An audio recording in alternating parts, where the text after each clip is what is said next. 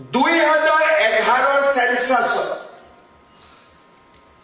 আমি অসমত হিন্দু আৰু মুছলমানৰ যেতিয়া ব্ৰেকআপ চাওঁ মুছলমান 34%, 3% অসমীয়া মুছলমানক যদি আমি বাদ দিওঁ বাংলাদেশৰ পৰা বিভিন্ন সময়ত প্ৰব্ৰজন কৰা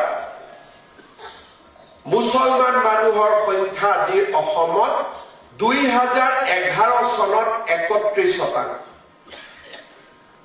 2021 সেন্সাস হোৱা নাই, প্ৰত্যেক সেন্সাসতে 4% ইনক্ৰিজ হ'ল, 2021 পৰা 25 হ'ল আৰু 5 বছৰ আৰু 2%, 2027 যেতিয়া সেন্সাসৰ প্ৰতিবেদন ওলাব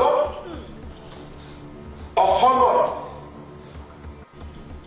বাংলাদেশী মূলৰ মিয়া মুছলমানৰ সংখ্যা 40%ৰ আশে-পাশে হ'ব।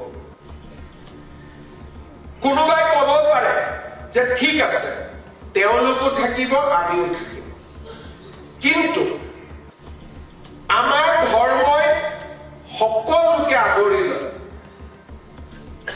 আজি বাংলাদেশৰ শেহতীয়া ঘটনাৱলীয়ে আমাক সকলোকে স্পষ্টভাৱে বুজাই দিছে দে বিলিভ ইন এক্সক্লুচিভনেছ। সৰ্বশক্তিমান